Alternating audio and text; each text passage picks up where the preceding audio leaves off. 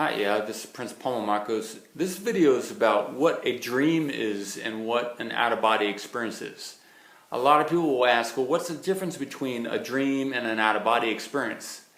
And there are some key differences. Every time someone goes to sleep, it's considered that everybody goes out of body every night. The question is the person aware of it? The more you can wake up, the more you can stay awake in the deeper states, in the deeper brainwave states, the more likely you'll have lucid dreams, and the next step beyond lucid dreams is an out-of-body experience. A lot of people will have a sleep paralysis experience where they can't move, and it can be very scary and frightening for people.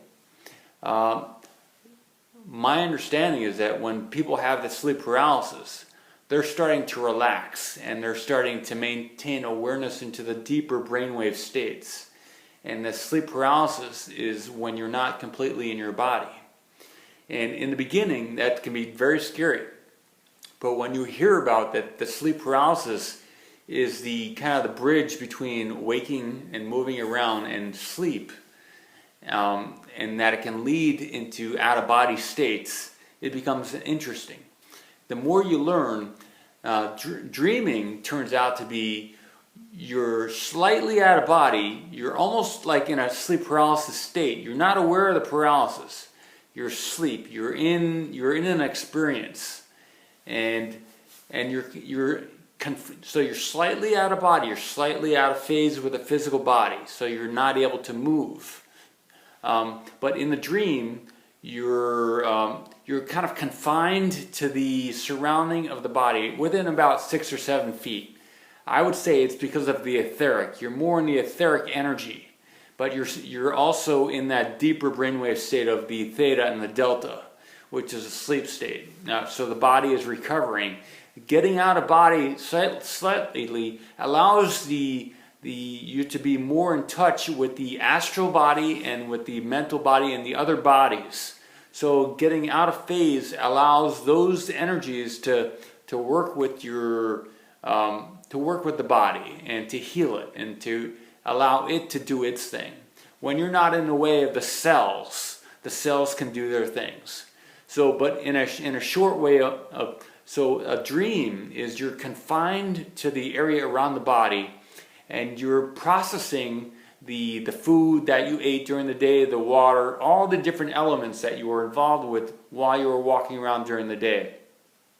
So you're kind of almost imprisoned by the elements, and you can think about something and it'll appear.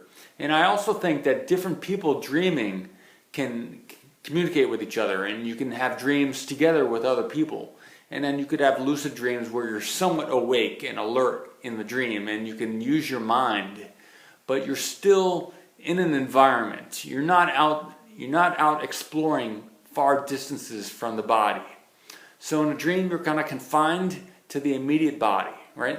But in an out-of-body experience, it's some people, a lot of people report that it's more real than being in their physical body, awake and alert and moving around. So in an out-of-body experience, you can go thousands of miles away from the body. You can go millions of miles. You can go across the universe, across the galaxy. You can go into another galaxy. You can go into other areas which aren't in the physical world. So in an out-of-body experience, it's very real. It's like you're awake and you have access to many of your memories that you have, and thoughts and feel, and in a dream, you might have a little bit of awareness, but in an out-of-body experience, you can travel to places and you have like full alertness and awakeness. You may not have all of your memories, but you have enough to function. And so in an out-of-body experience, things don't usually just, you don't usually think about something and then it'll appear. In an out-of-body experience, you want it to be so that you see what's out there. You objectively look at things in the environment and you find things. You don't want subconscious memories and other things coming up and appearing like would happen in a dream. So in an out-of-body experience, it's more like a discovery, and you're going out and you're meeting with other. You left the physical body. You can turn around and look at the physical body, and you can use your non-physical hands to work with the energy over your physical body. So you can actually look around and interact with the body, the physical body. So that's the difference between a dream and an out-of-body experience. If you like this, you can like it, and that helps with the Google searches and everything, and the YouTubes, and subscribe. Consider subscribing.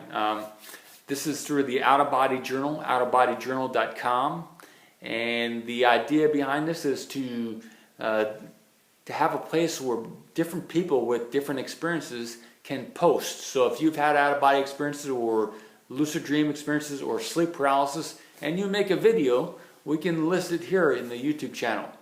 I've also created the Out of Body Journal, and it's like a magazine or an online thing also, and that's going to be available on Amazon.com and also available through the website. There'll be a link here to the current issue. And just like the Guinness Book of World Records, there should be a Book of World Records for out-of-body and astral travel.